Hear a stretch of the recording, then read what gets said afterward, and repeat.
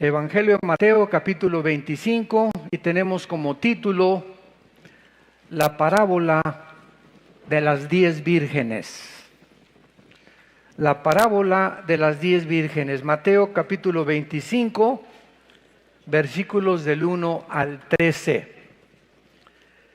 Entonces es Jesús hablando: el reino de los cielos será semejante a 10 vírgenes que tomando sus lámparas salieron a recibir al esposo. 5 de ellas eran prudentes y 5 insensatas. Las insensatas, tomando sus lámparas, no tomaron consigo aceite. Mas las prudentes tomaron aceite en sus vasijas juntamente con sus lámparas. Y tardándose el esposo, cabecearon todas y se durmieron. Y a la medianoche se oyó un clamor: ¡aquí viene el esposo! ¡Salgan a recibirle! Entonces todas aquellas vírgenes se levantaron y arreglaron sus lámparas.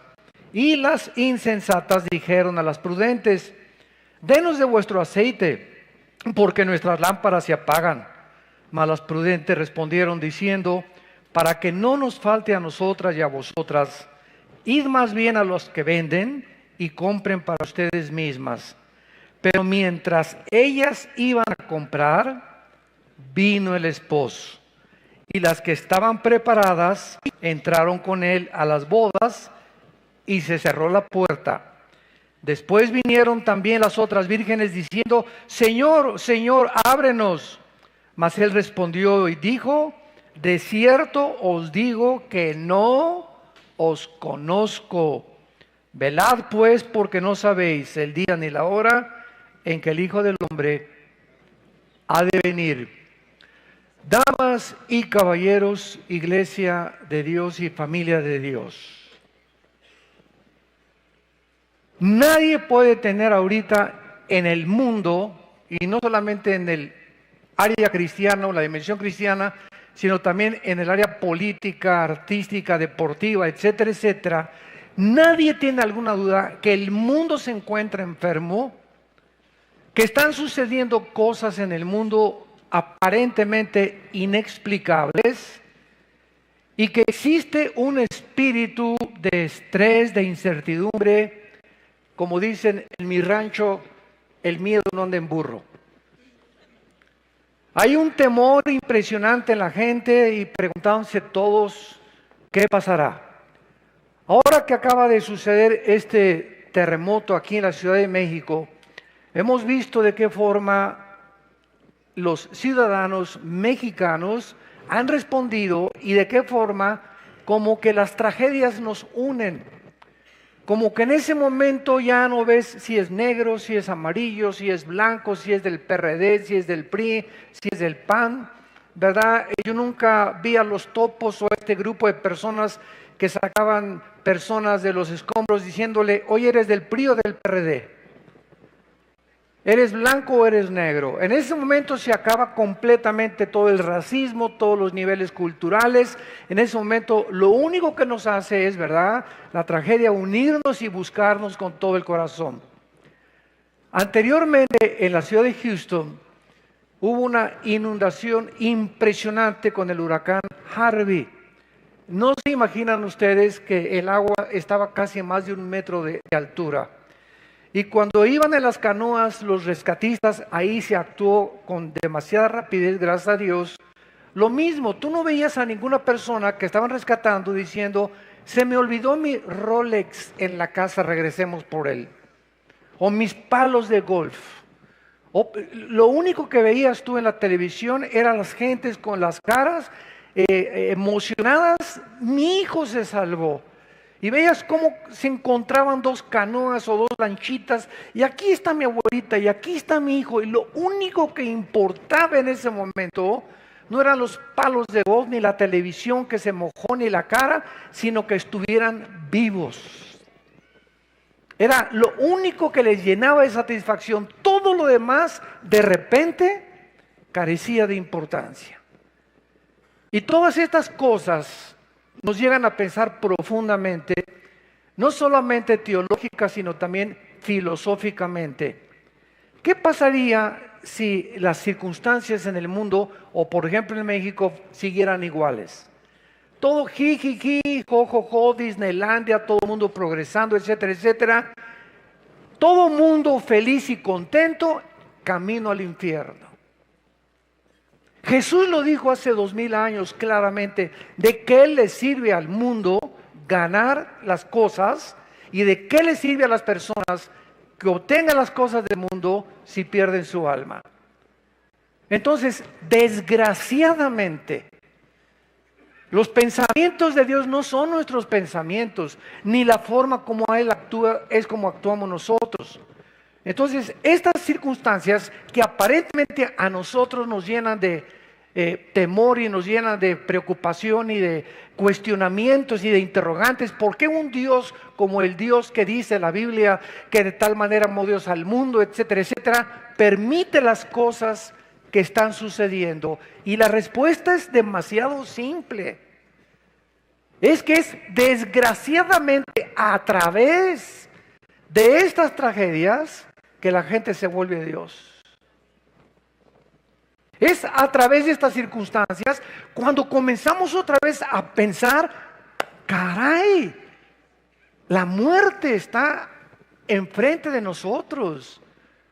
Todos tenemos conciencia que tenemos que morir, pero con el trajín de la vida, el jajaja y el jijiji y el club y los caballos y las telenovelas y el dinero y por aquí por allá, de repente nos olvidamos que la muerte sucede en nuestra vida, tal vez saliendo de esta iglesia. Tal vez cuántos de los que nos están escuchando, hoy es el último día que Dios les está hablando a sus corazones. Y son estas circunstancias las que nos hacen comenzar a reflexionar otra vez. Y yo hubiera estado en esos escombros. ¿Cuántas miles de personas son las que se han encontrado en los grandes terremotos de más de 500, 2000, 5000 personas? Se fueron a la cama, se durmieron creyendo que iban a amanecer. Habían checado a las 6 de la tarde en el hospital y les dijeron, usted está sano, usted tiene una buena dieta y usted pura alimentos orgánicos come y bebe y muchos alimentos y se cuidan también haciendo ejercicio y el agua y nada de eso está mal, pero de repente nos damos cuenta que aunque tengamos la mejor salud del mundo, la muerte nos llama a casa en el momento más inesperado. Esto nos hace reflexionar a nosotros que seguimos en este mundo vivos, considerar qué es el cristianismo, porque las iglesias, escúchenme, las iglesias cristianas evangélicas en el mundo entero están llenas de personas no salvas, que creen que por ir a la iglesia tiene la salvación y son las que se van a llevar el susto de su vida, como la parábola que vamos a continuación a desarrollar. En esta parábola, el Señor Jesucristo nos advierte la importancia de permanecer velando, diario, continuamente, no solamente el domingo. La vida cristiana es una relación personal, viva, orgánica con alguien que vive, que es Jesús. Y si tú no tienes esta relación diaria, viva, orgánica con Jesucristo, aunque el domingo vayas a alguna iglesia o tengas alguna religión, qué susto te vas a llevar. Y esta es la parábola precisamente que Jesús ha descrito para que comencemos a prepararnos y a considerar realmente qué es la situación o en qué situación me encuentro. Dado que las circunstancias son inesperadas y que puedo morir saliendo mañana, un ataque al corazón, una embolia cerebral, un balazo, un accidente, un temblor, me cae una losa arriba de la cabeza, una inundación, de muchas formas, pero todos tenemos que morir. Tenemos que considerar, mientras estamos vivos, si realmente tenemos la salvación. Esta parábola es también un retrato dramático de lo que le sucederá a los cristianos que se decían cristianos y no lo eran. Y pertenecían al coro, pertenecían a la alabanza, pertenecían a diáconos, pertenecían a la seguridad, pertenecían al grupo de oración, pertenecían afuera, eran pastores, eran obispos, eran lo que tú me quieras llamar. La iglesia está llena de personas que no saben ni han entendido lo que es el cristianismo. Y en este es un retrato que Jesucristo nos da. Vamos a ver a continuación y a identificar los protagonistas. El esposo está mal traducido. Si lo quieren ustedes corregir en sus Biblias, es la palabra numpíos, con N de Nancy, U, M de mamá, P de papá, H, I latina, O, S de Samuel. Numpíos, y es el novio. Entonces, siempre que se traduce esposo en el Nuevo Testamento, está mal porque Jesucristo no es todavía nuestro esposo. Vamos a demostrarlo a través de varios versículos en este momento. Entonces, el novio aquí es el Señor Jesucristo. Las vírgenes prudentes son los verdaderos creyentes, los que tienen la salvación y están seguros de su salvación. Las vírgenes insensatas son los falsos creyentes, los cristianos que han ido a la iglesia y han ido a muchos estudios, pero nunca han sido regenerados, nunca nacieron de nuevo, nunca entendieron que era realmente que la necesidad más importante para asegurarnos de que pertenecemos al reino de Dios es el arrepentimiento. Y las iglesias, de acuerdo a una estadística que hicieron allá en Latinoamérica, más del 60% de las personas que van a las iglesias ni siquiera oyeron ni les predicaron nunca que tenían que arrepentirse. ¿Qué es eso del arrepentimiento? Pues ya no dejo de fumar, ya estoy arrepentido. Ya no dejo las drogas, pues ya estoy arrepentido. Y ya dejé a mi amante, ya estoy arrepentido. El arrepentimiento, lo explicábamos ayer en la conferencia en el World Trade Center, en el desayuno que tuvimos.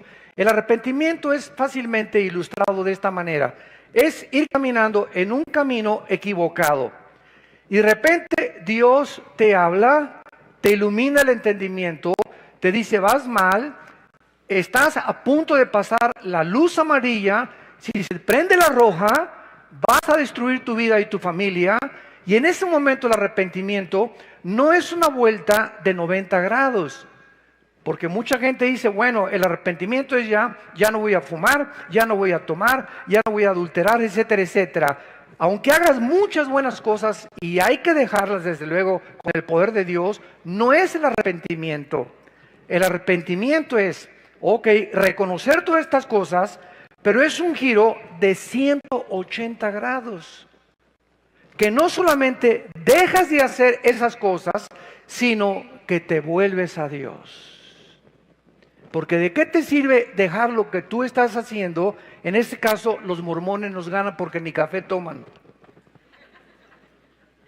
Entonces, hay muchísima gente más moral en ese sentido que los mismos cristianos. Que ni café toman, ni Coca-Cola, olvídate, solo el diablo toma Coca-Cola. Pero si tú no te vuelves completamente a Dios, porque si tú dejas de hacer esas cosas, bueno, Alcohólicos Anónimos es una institución muy altruista y te quita el alcohol. Marihuanos Anónimos, Neuróticos Anónimos, etcétera, etcétera, ayudan a dejar muchas cosas. Pero no solamente se trata de eso, sino de que nos volvamos a Dios y camines ahora, de aquí en adelante, con la Biblia delante de ti, en contrario a lo que tú ibas, y comiences a leer y a seguir diariamente para que sepas en qué camino me encuentro, si estoy siguiendo a Jesucristo. Es algo diario, es algo diario. Y mientras esto no forme disciplina de tu vida, ¿se puede dudar realmente que tengas tú la salvación? Porque has dejado de hacer buenas cosas, eres una persona altruista, eres una persona moral. Y como los fariseos en tiempos de Cristo nos hubieran ganado a todos nosotros. No por afuera, ¿verdad? olvídate, ¿no? Aquí está la mujer adúltera y la ley dice que hay que matarla a pedradas, etcétera, etcétera. Eran impresionantemente implacables y eran limpios ante la sociedad, pero su corazón, Jesucristo les dijo, es como un sepulcro. Por afuera la tumba blanca, pero por dentro de ustedes es un nido de podredumbre, de gusanos y de mazacuatas y coralillos y cascabeles. Entonces, qué importante es que tengamos estos principios. Las lámparas son la palabra de Dios. Dice en el Salmo 119, lámpara es a mis pies tu camino. Entonces, las lámparas es un símbolo o tratan de significar la palabra de Dios, que es la forma como Dios nos alumbra nuestra vida y el testimonio que damos. Y el aceite de las lámparas, que vamos a continuación a ver, es el Espíritu Santo. Es la unción del Espíritu Santo que llena la lámpara. Vamos a ver que no basta solamente traer la Biblia, porque hay un dicho que decía Charles Spurgeon, el príncipe de los predicadores: el diablo nunca es más diablo que cuando trae la Biblia debajo del brazo. O sea, tú puedes ver a mucha gente, hay cantidad de sectas que usan la Biblia, que la luz del mundo, los testigos de Jehová, adventismo del séptimo día, etcétera, etcétera, ciencia cristiana, usan la Biblia. Cuando Cristo se enfrentó a Satanás, Satanás no le citó el manifiesto comunista. Satanás le citó a Cristo el libro de Deuteronomio, se lo sabía de memoria Satanás. Cuando los demonios se conocieron a Cristo en las sinagogas, ellos fueron los primeros que le dijeron: tú eres el Hijo de Dios. O sea, el diablo no es ateo. Los demonios no son ateos, no basta decir creo en Dios. La pregunta es ¿en cuál Dios? Y el apóstol Santiago en su capítulo 2, en el Nuevo Testamento, lo aclara. No basta decir simplemente que creo en Dios, los demonios creen y tiemblan, sino que necesitamos manifestar con nuestra vida que realmente hemos experimentado un cambio radical que nos ha hecho cambiar una vuelta de 180 grados y que digan: pero Juanito, ese no es Juanito, esa no es Paulina, esta persona yo no me la creo, es completamente diferente. Cuando el apóstol Pablo se convirtió, él tenía miedo de eso y comenzando la gente a decir: no, este trae un rollo nuevo ahí, ese no es Pablo, si lo vimos matar cristianos. Pablo mataba cristianos y era testigo de las muertes de los cristianos. Y de repente se aparecen los apóstoles y lo tienen que presentar para que los mismos apóstoles lo aceptaran y creyeran que Dios lo había cambiado. Yo recuerdo mi propia conversión. Yo era tan malo antes de ser cristiano, ateo y comunista y lo que tú me quieras poner, que cuando me convertí pasaron 2 o 3 años para que mi propia familia creyera que realmente me había cambiado. Creyeron que era un rollo mío para poder seguir siendo malo o seguir haciendo cosas malas. No lo podían creer de lo malo que era, que yo pudiera haber cambiado. Y eso es realmente lo que impacta a la gente, que ya no somos lo que somos. Ya don Pancho pues fíjese que mi esposo no me ama, hermano, ni me abraza. Y voy con don Pancho, es que con sus bigototes, pues así me hizo mi familia. Y todos en la familia somos fríos y a las viejas no se les tiene que abrazar. Me respete nada más y que esté sometida a mí. Oiga, don Pancho, le tuve que decir, es que si usted no cambia después de recibir a Cristo, y si su papá sí lo enseñó, y usted fue frío antes de recibir a Cristo, y no abrazaba a sus hijas, ni abrazaba a su esposo, si usted no experimenta un cambio en su vida, no es mentira su conversión. Cristo vino a cambiar nuestras vidas radicalmente. Y si no hay ese giro de 180 grados, es mentira que tú seas cristiano. Si no has cambiado radicalmente tu perspectiva de tu matrimonio, de cómo tratar a tu esposa, a tus padres o a tus hijos, a tus amigos, la honestidad en tus negocios, es una fanfarronería tu cristianismo. Y de eso se trata esta parábola, precisamente de despertar las conciencias y darnos cuenta quién es y quién no es cristiano. Vamos ahora a continuación y dice el versículo 1, entonces el reino de los cielos será semejante. Esta frase, será semejante, es lo que caracteriza las parábolas. Cristo está usando una comparación. ¿A quién? Al reino de los cielos. ¿Qué comparación usa? 10 vírgenes que vamos a ver que todas tenían sus lámparas. La palabra esposo, ya vimos, es numpíos, que es novio. Y Cristo, claramente en el Nuevo Testamento, no es retratado como el esposo, sino como el novio de la iglesia, que nosotros somos precisamente la novia, que es la iglesia de Cristo. Por ejemplo, en Mateo 9:15, anteriormente a estos capítulos, dice, Jesús les dijo a los discípulos, ¿acaso pueden los que están de bodas tener luto entre tanto que el esposo está con ellos o el novio? Ponle novio también ahí. Pero vendrán días cuando el novio les será quitado y entonces ayunarán. ¿Cómo lo sabemos? Porque es hasta Apocalipsis capítulo 19, en las bodas del Cordero, cuando viene nuestro matrimonio con Jesucristo. Claro que todo es un simbolismo, ¿verdad? Hasta que no se celebren las bodas del Cordero, no estamos ya verdaderamente como la esposa de Jesucristo. Vean ustedes ahora en 2 de Corintios capítulo 11, que el apóstol Pablo también tenía interés de que el cristiano entendiera este principio. 2 de Corintios 11, versículo 2, porque os celo con celo de Dios, porque los he desposado, o sea, comprometido con un solo esposo, para presentarlos como una virgen pura a Cristo. Es lógico, ¿verdad?, que si nosotros la iglesia somos y se nos simboliza como una virgen, es porque no nos hemos casado. Una persona que ya no es virgen es porque ya se casó. Entonces la Biblia nos simboliza al cristianismo como vírgenes. Por eso se usa la parábola de las vírgenes prudentes e insensatas. Y veamos también en Apocalipsis capítulo 19, al final de la Biblia, versículo 7 y versículo 9, que dice, gocémonos y alegrémonos y démosle gloria porque han llegado las bodas del Cordero y su esposa se ha preparado. Versículo 9, y el ángel me dijo, bienaventurados los que son llamados a la cena de las bodas del Cordero, porque estas palabras son verdaderas de Dios. Entonces es claro, ¿verdad?, que es Cristo el que es el novio.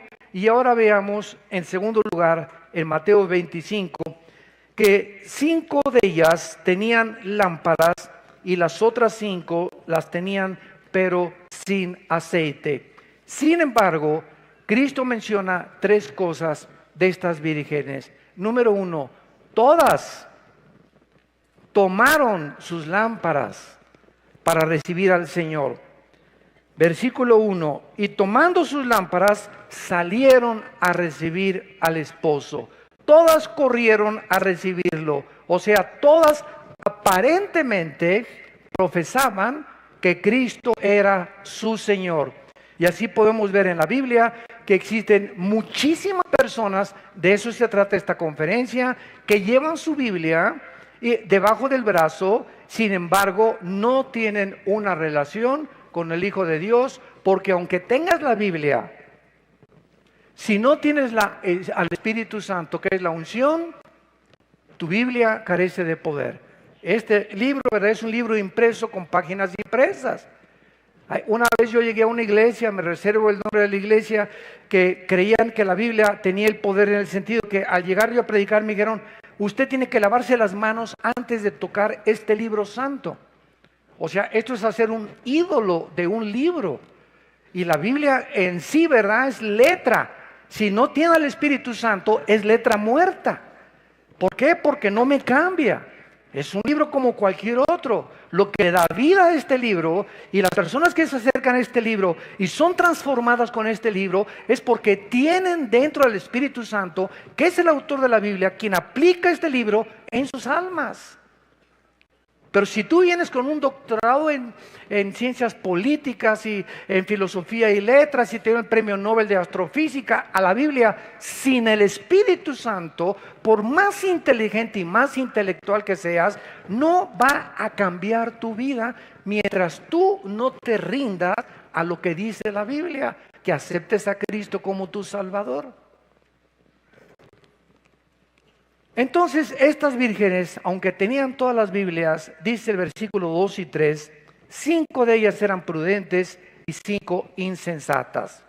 La palabra prudente es la palabra griega pronónimos, que significa precavido, alguien que se anticipa antes de hacer algo, calcular, pensar antes de actuar, no actuar impulsivamente. Una persona que actúa impulsivamente, pues vamos a comprar ese carro. Espérame tantito, te dice tu esposa, vamos a hacer cuentas, vamos a ver si apagamos el gas, la luz, etcétera, etcétera. No, yo quiero comprar este traje y quiero comprarme este reloj. Todas las personas que actúan de esta manera, sin antes haber tomado en consideración lo que van a gastar o lo que van ellos a invertir, sin haber considerado y haber calculado las cosas, son las personas que son lo contrario a prudentes. Son personas impulsivas, son personas que actúan inmediatamente por sus emociones. Vamos a comprar este viaje ya inmediatamente. Espérame tantito, todo lo que hagamos, seamos prudentes. Y dice Cristo en Mateo 10, como las serpientes. Se usa a las serpientes, a las víboras, como el ejemplo de la prudencia. ¿Y saben por qué? No hay un solo animal, una sola hormiga, un solo zancudo, una sola mosca que no tenga algo que enseñarnos de la sabiduría de Dios. Porque toda la creación de Dios. Y las víboras son reptiles que cuando está el ratón, ellas calculan de una forma impresionante la distancia, de una forma maravillosa en su mente, en su cerebro que tienen, la distancia que tienen y el momento oportuno en que tienen que saltar, y el 99.9% de las veces nunca fallan para atacar a sus víctimas. De la misma forma Jesucristo dice a las muchachas, mira, ahí está, se parece a John Travolta, ¿verdad? ¿Verdad? No le brinques. Calcúlalo, examínalo, rodéale, dale la vueltecita, tráelo a tus pastores para que lo verifiquen, examínalo, no brinques, no tomes una acción. Ese carro qué bonito está, ese reloj qué bonito está. No brinquemos impetitivamente, calculemos la distancia, calculemos lo que tengamos, pensemos en otras cosas 3 veces antes de tomar una decisión. Esto es muy importante en la vida y nos va a librar de tantas cosas de las que no vamos a tener que arrepentirnos. Estas vírgenes, ¿verdad? La mitad de ellas se llaman insensatas, es la palabra griega moros, en el griego, que significa engañadas o tontas. Las insensatas se caracterizaban porque no llevaban aceite en sus lámparas, o sea, exteriormente sus lámparas profesaban una religión, pero no tenían el aceite del Espíritu Santo. En Mateo capítulo 7, versículo 21 al 23, Cristo hace esta advertencia solemne. No todo el que me dice Señor. Estas vírgenes oyeron la voz del esposo y salieron, Señor, lo vamos a ver. Le llamaron Señor a Cristo. No todo el que me dice Señor entrará en el reino de los cielos, sino el que hace. La fe sin obras es muerta completamente. Si nosotros no hacemos lo que la Biblia nos manda que tenemos que hacer, la fe tiene que ser demostrada a través de las obras. Las obras justifican que yo realmente he cambiado. Yo pues sí soy cristiano y voy a la iglesia y uso la Biblia, pero la pregunta es, ¿mi vida ha cambiado? ¿Soy mejor amante? Soy más considerado con mi esposa ahora es la reina de mi casa. Ya les pedí perdón a mis padres de todo lo que les hice. En mi trabajo ya cambié, ya no soy el que no avanza, no tranza. Ahora ya no doy mordidas, ahora ya soy honrado. Ahora estoy dispuesto a perder hasta mi trabajo si me exigen que participe de la corrupción. Cuando hay ese cambio radical en tu vida, donde tu misma esposa, tus hijos, tus padres, tus amigos, tus hermanos se dan cuenta que ya no eres la persona que eras hace una semana o 2 semanas, es cuando realmente se puede decir que Jesús está en tu vida. No antes. Tiene que haber una revolución completa dentro de nuestro corazón. Y es esto lo que Jesucristo está tratando de decirnos. En el libro de Judas, que está antes de la Biblia, antes del Apocalipsis, Judas, la epístola de Judas, versículo 19, dice: estos son los que causan divisiones, los sensuales que no tienen el Espíritu. Y aquí Judas es una carta escrita para los que entran a las iglesias en el mundo entero, y en todas las iglesias hay esta clase de personas: murmuradores, chismosos, chismosas, hablando contra el pastor, y si esto por acá, y si esto por allá. ¿Por qué es esta actitud la que tienen? Porque son sensuales, están manejados por la energía de la carne, no tienen al Espíritu, todavía no han aprendido a amar la obra de Dios. Y cuando actúan con motivos equivocados para su gloria, para su ego. Pues si no lo reconocen, se van de la iglesia. Si no me aceptan, es que no se han fijado que soy el papucho de papuchos. ¿Cómo es posible que no me han hecho pastor o pastora? ¿O por qué no me han... mi voz, que Bocelli parece Pinocho comparado conmigo. Y cuando hay este tipo de actitudes en el corazón, hablan de que algo está mal en tu vida interior. Algo está mal en tu vida interior. Cristo no ha revolucionado completamente eso. Lo vamos a ver más adelante. Ahora vemos las 5 prudentes, dice el versículo 4. Mas las prudentes tomaron aceite en sus vasijas juntamente con sus lámparas. Estas vírgenes representan a los verdaderos creyentes que han creído en Jesús, lo han demostrado, han calculado, pensado profundamente lo que harán con sus vidas futuras, como dice Primera de Juan, capítulo 3, versículo 3. Todo aquel que tiene esta esperanza se purifica a sí mismo. O sea, si tú tienes a Cristo realmente, una de las áreas más importantes que pueden denotar tu verdadero cristianismo es tu pureza sexual. La pureza sexual es una de las áreas de las más importantes. Y cuando comiences a darte cuenta que ya puedes ver a una muchacha sin sensoriarla toda de los pies a la cabeza, o haz de cuenta que tú pasas en video, le hacen así los hombres muchas veces, y hasta 2 veces, y no pueden ver a una mujer sin desnudarla con sus ojos, o tiene que estar viendo pornografía para poder satisfacer su alma, estando casados, o si andas con un muchacho que es tu novio y ese muchacho adicto a la pornografía, tarde o temprano va a poner sus manos en tu cuerpo. Y esta es la razón por la cual las muchachas que no se han casado y que salen con muchachos, no permitan, muchachitas que me escuchan, que son solteras, no permitas que ese cocodrilo te ponga las manos encima de tu cuerpo. No lo permitas.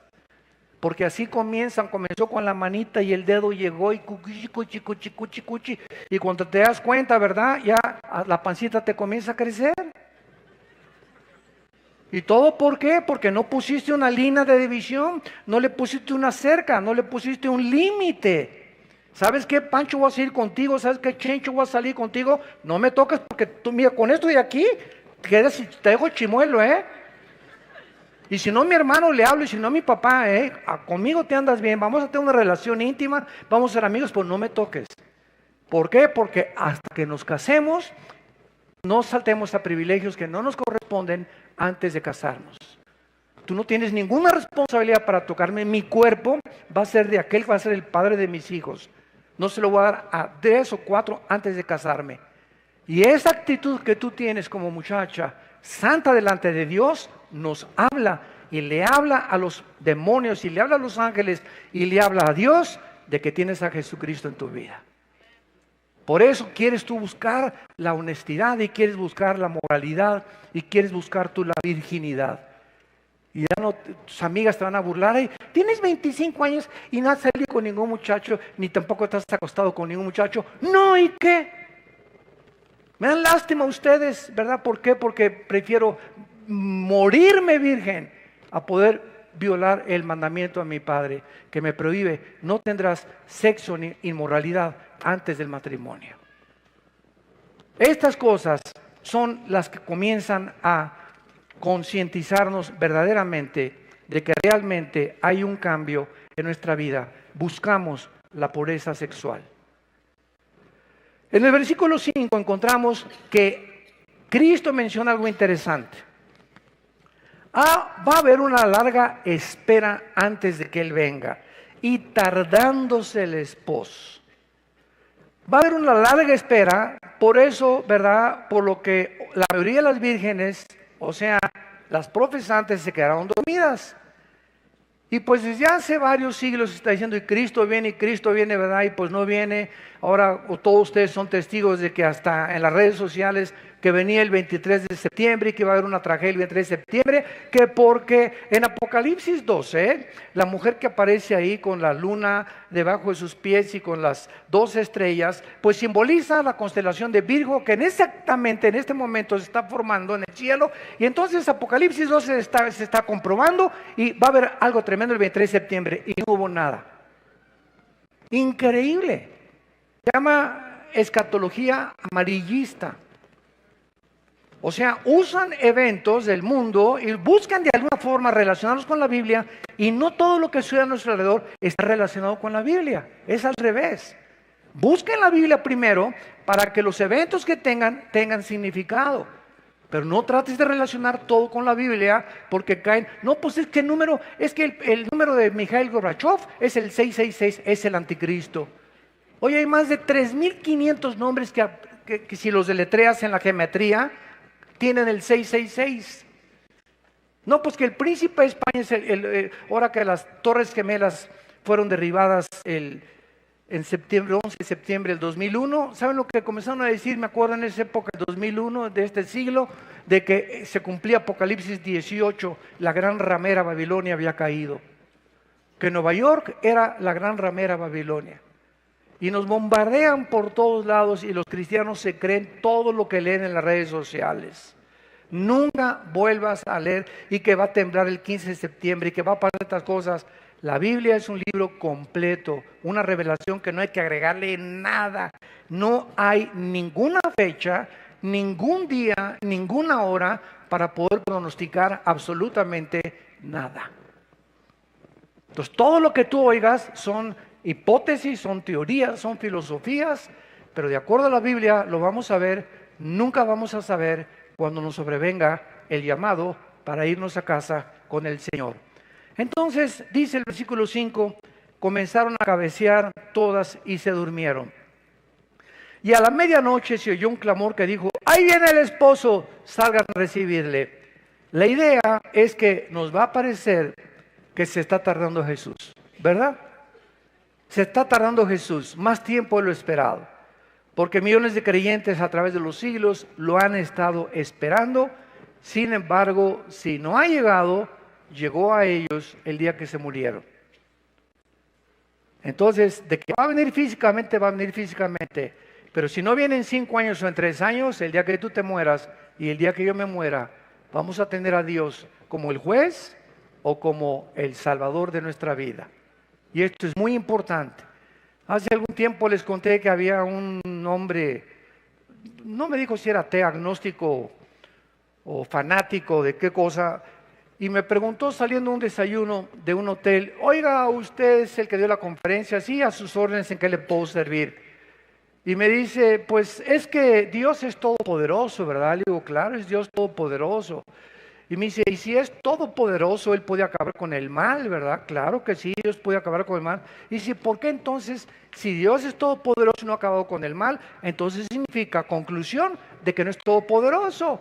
Y le contesté y le dije, ¿sabe una cosa? Dele gracias, compadre, porque comenzaría con usted.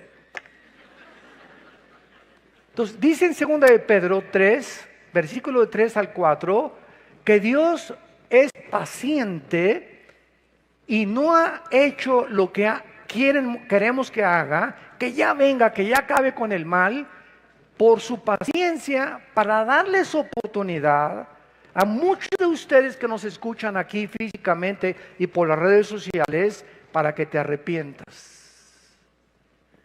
Entonces, si Cristo hubiera venido la semana pasada, o hubiera acabado con el diablo la semana pasada, ¿cuántos de los que nos escuchan estarían en el infierno? A verlo, velo desde esa perspectiva, porque los pensamientos no son igual a nuestros pensamientos. Él no piensa como nosotros. Entonces, Él no lo ha hecho porque Él anhela que el mayor número de personas vengan a la cruz antes de que comience la gran tribulación. Y el peligro de dormirse, esto es una realidad de la naturaleza humana. Por naturaleza somos dormilones y nos cansamos. Yo como pastor se los digo sinceramente, ¿verdad? Y conozco a muchos líderes igual que yo. No se imaginan, el otro día me habló un pastor y me dijo, yo tengo problemas en mi casa, en mi iglesia. Y le dije, si tú tienes problemas en tu casa, escúchame esto. Yo tengo problemas con más de 38 iglesias que tenemos ya en el mundo, con los misioneros, con el dinero, con la administración, con las secretarias, con los carros, con los boletos de aviones, con los congresos, con los seminarios. Si tú tienes esas, haces una cosa, parece que estás en un lecho de rosas, le dije. Entonces dije, tú no te imaginas los problemas que yo tengo, le dije. Y estoy así, y llego a mi casa y nadie lo sabe, y nos vemos aquí en público, ¿verdad? No, el hermano se ve muy bien, etcétera, etcétera. Pero cuántas veces llegamos así, y he llegado a mi casa, me desplomo así junto a mi cama, agarro mi cojín, me lleno de lágrimas, orando, intercediendo, gritándole a Dios, Señor, echando mi ansiedad sobre ti, no quiero amanecer así, no quiero que esta actitud mía afecte a mi esposa ni a mis hijos, no quiero proyectar eso, ayúdame, sosténme, tú eres mi fortaleza, mi pronto auxilio en las tribulaciones, Él es mi roca firme, si no estoy contigo, Señor, no puedo vivir para ti, y sacamos todo aquello y comenzamos otra vez a renovar fuerzas como el águila. Pero la tendencia es dormirnos. La tendencia es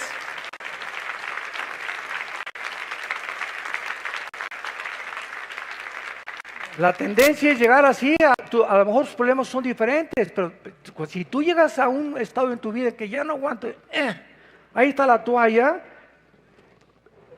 se oye un coro arriba del diablo, alabío, alabao, alabim, bomba, túpanle, más recio, ra.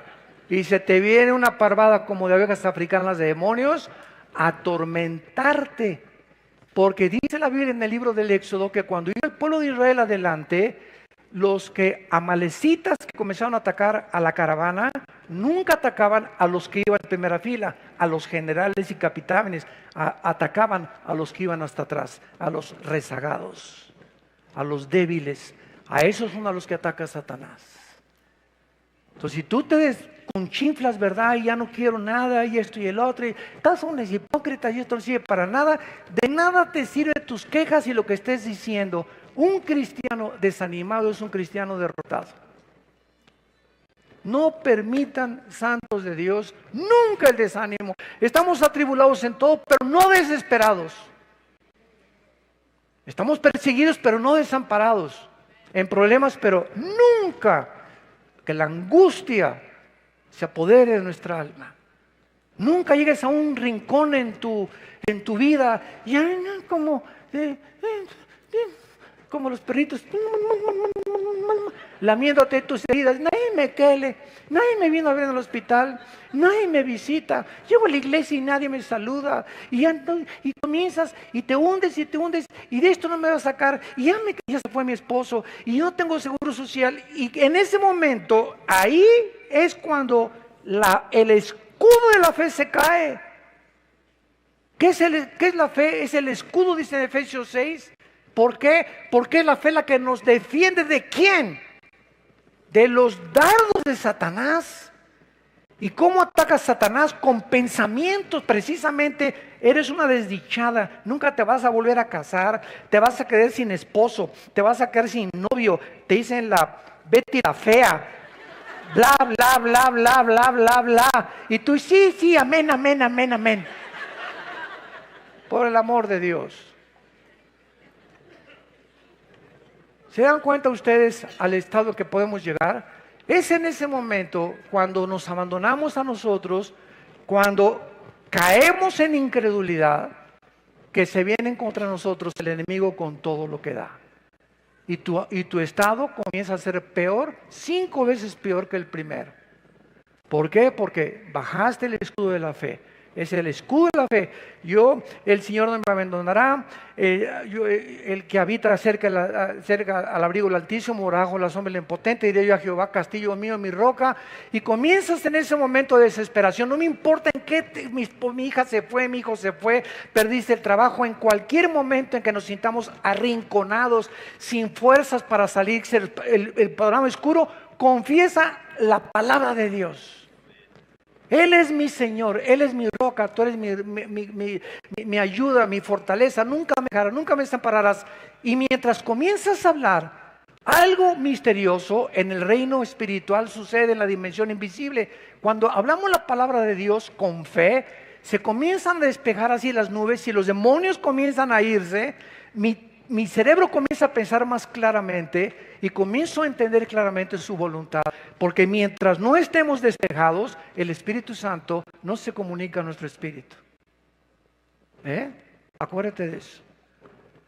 Nuestra mente tiene que estar despejada para que podamos discernir la voz del Espíritu Santo. Este es el peligro de dormir. Se dice en Romanos capítulo 13. Versículos del 11 al 14, dice Pablo, y esto conociendo el tiempo que es para levantarnos del sueño, porque ahora está más cerca de nosotros nuestra salvación que cuando creímos. La noche está avanzada y se acerca el día. Desechemos pues las obras de las tinieblas y vistámonos de las armas de la luz. Andemos como de día honestamente, no en glotonerías, borracheras, lujurias, lascivias, contiendas, envidia, sino vistámonos del Señor Jesucristo y no proveáis para los deseos de la carne. Pablo compara que ya estábamos a 12 de la noche ahorita, 1 de la mañana ya. Es la hora más oscura del mundo ahorita. Es cuando más confusión hay ahorita, política, filosófica, artísticamente, económicamente. Nunca el mundo ahorita en el siglo XVII, que nos encontramos en el siglo XXI, en el año 2017, nunca he visto tanta confusión filosófica, religiosa, política, económica, como en el año que estamos viviendo. Donde está un loco ahorita en Corea del Norte a punto de estallar una guerra internacional. Con toda la economía y con todos los internets y con todas las iPads y con todos los iPhones, iPhone 5, 6, 7, 8, quién sabe hasta qué número va a llegar. Pero es increíble que a pesar de toda esta tecnología, que creíamos que nosotros, dentro de nosotros, estaban las respuestas para mantener el mundo, estamos en un mundo enfermo. Un mundo completamente contaminado porque hemos abandonado al Dios de la Biblia. Y finalmente viene la invitación a recibir al novio, versículo 6, se oye entonces la voz, a la medianoche salgan a recibirle, se levantaron, arreglaron sus lámparas y las insensatas dijeron a las prudentes, denos de nuestro aceite porque nuestras lámparas se apagan.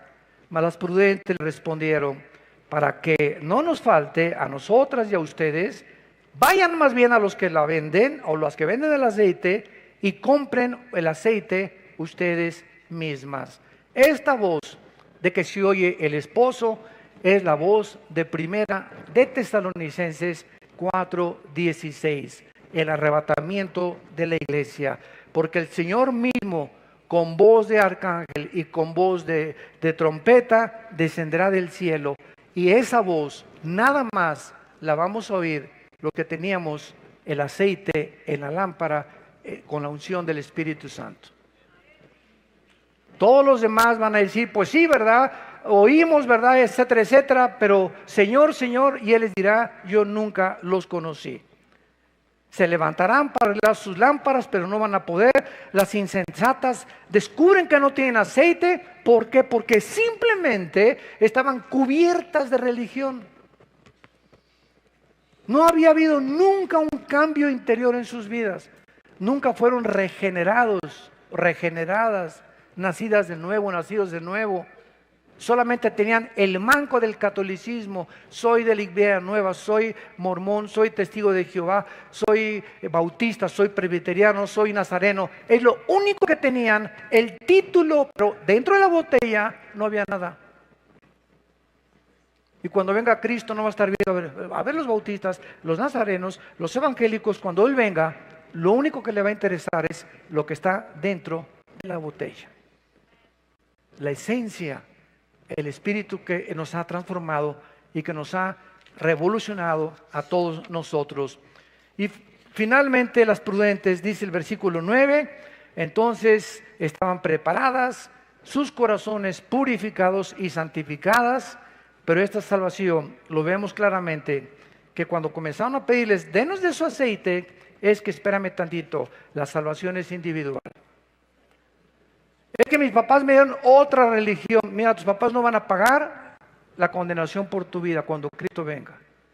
Si tu papá fue mormón, tu papá fue budista, tu papá fue musulmán y Cristo te abre los ojos, es para que regreses a esa casa de donde tú vienes y seas una luz y comiences a mostrarles que se encuentran en un camino equivocado, con amor, con paciencia, con perseverancia y con prudencia. Pero no se puede decir, es que dame tu salvación en ese momento, o a la hora de la ambulancia, cuando ya me llevan al hospital. Jesucito mío, mi dulce compañero, me desampara en noche de día. Entra en mi corazón, Jesús. Y eso sería burlarnos de Él. Porque Dios sabe perfectamente bien que dice, cuando oiga su voz, ¿cuándo lo estás oyendo? Ahorita. Ahorita estás escuchando su voz a través de la Biblia. Cuando oigas esto, no te endurezcas. Ahorita te sales, te vas a las tortas, a los tacos aquí de chile relleno ahí en la esquina, te vas a tu casa, etcétera, etcétera, en la noche, y se te olvidó todo lo que hablamos, porque en este momento tú dijiste, lo voy a pensar y lo voy a hacer mañana, y mañana viene otra temblorina y te cae un ladrillo arriba de la cabeza. Y te perdiste para siempre, ya no hubo oportunidad. Tú creíste que lo voy a pensar mañana o pasado mañana, cuando oiga su voz. No te endurezcas. Hoy es el tiempo en el que tú tienes que tomar una decisión en esta misma hora que Dios te está hablando. Vino el esposo, 3 palabras poderosas que nos garantizan el regreso de Cristo. Vino el esposo. Jesús lo dijo, vengo, Apocalipsis 22, y mi galardón conmigo para recompensarlos según sus obras. Las insensatas se quedarán. ¿Por qué? Porque comenzaron a decirle, Señor, Señor, y Jesús les dijo, no las conozco, no sé quiénes son ustedes. Y dice Juan 10, Dios conoce a sus ovejas. Cristo conoce quiénes son sus ovejas. ¿Quiénes son sus ovejas? Las que oyen la voz del pastor. Es que yo dije que era cristiano, pero ¿cuántas veces me habló Jesús a través de la Biblia y no le hice caso? Oí la voz de Friedrich Nietzsche, oí la voz de Bertrand Russell, oí la voz de Walter Mercado, oí la voz de los gurús, oí la voz del psicólogo, oí la voz del psiquiatra, oí de ese deportista, de esa cantante famosa, pero nunca reconocí la voz de mi pastor. ¿Por qué? Porque aunque yo me decía que era cristiano, no tenía el Espíritu Santo que me capacita para reconocer, sintonizarme, no con la charrita del cuadrante, sino con la voz donde está en el FM que yo necesito oír. Estamos llenos de aquí, ¿verdad?, de ondas por todos lados, la voz de Nietzsche, de ateísmo, agnosticismo, nazismo, fascismo. Estamos rodeados de filosofías, de darwinianismo, de que venimos del chango, etcétera, etcétera. ¿Cuál vas a oír? ¿Cuál es la voz que vas a escuchar finalmente? Y solo hay un camino, una verdad y una vida que se llama Jesucristo. Y esa es la voz a la que cuando Él venga te va a decir, no todos que me digan Señor, porque yo conozco mis ovejas, y si fueras mi oveja, me hubieras obedecido. Pero no me obedeciste porque simplemente no era mi voz la que tú estabas escuchando. Velad pues, dice el versículo 13, porque no sabemos el día y la hora en que el Hijo del Hombre vendrá. Y en el versículo capítulo 25 de aquí de Mateo, versículo 42 en adelante, él dijo estas palabras. Mateo 25, versículo 42. Porque tuve hambre y no me diste de comer, y tuve sed y no me diste de beber. Velad pues, porque no sabéis a qué hora ha de venir el Señor. Pero sabed esto, que si el padre de familia supiera a qué hora el ladrón habría de venir, velaría. Si tú supieras a qué horas habría de temblar, ¿qué harías?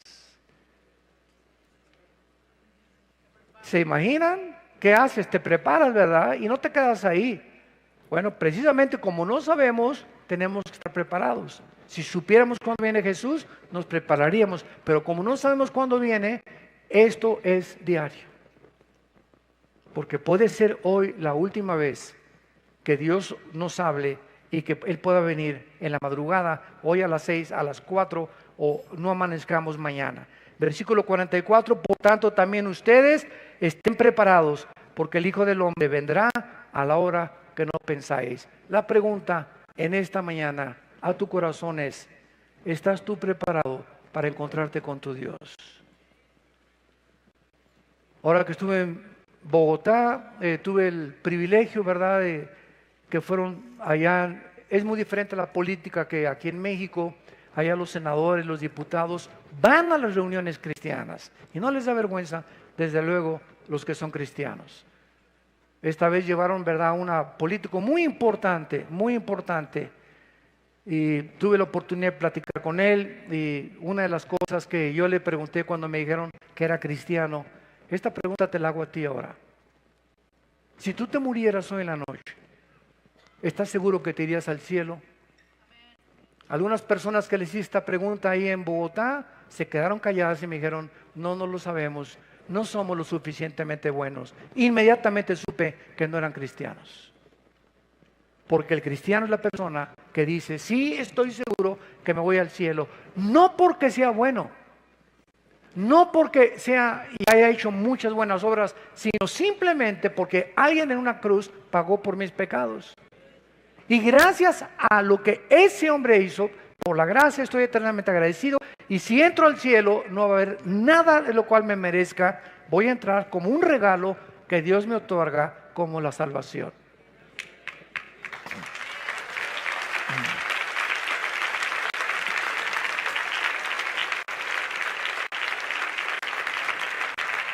¿Podrías tú contestar eso?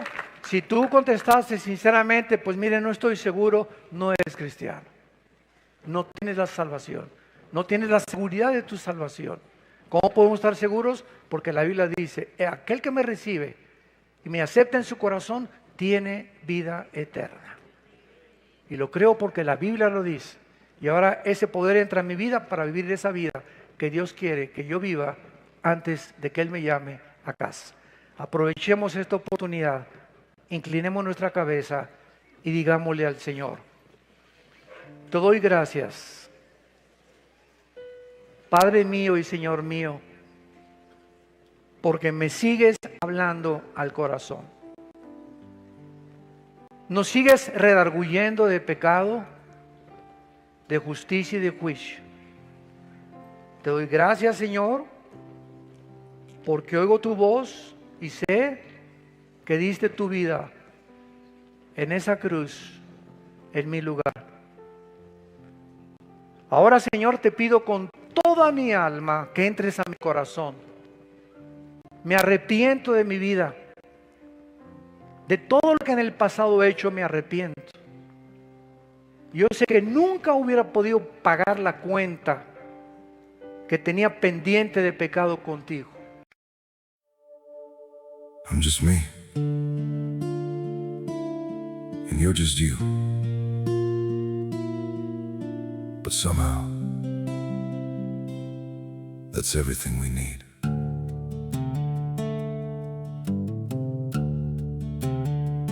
I don't have a perfect story, no shining crown to wear, just a heart that keeps on choosing you in every prayer. You're not made of fairy tales, you're not some distant dream, just the one who feels like home in ways I can't explain. I'm just me and you're just you, nothing more, but it feels true. No disguise, no in between, just the way it's meant to be. We don't need to be someone, we don't have to chase the sun, in this world so wild and free. You belong with me.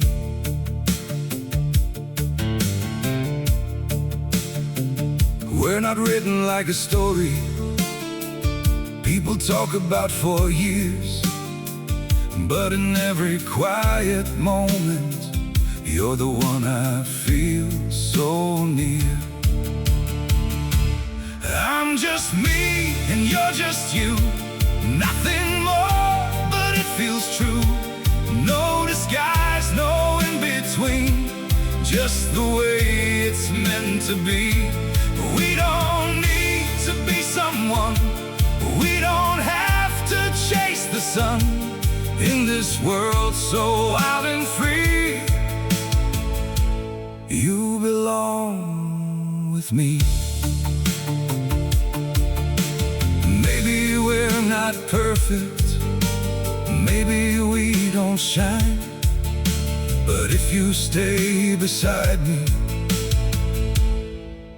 then everything is right.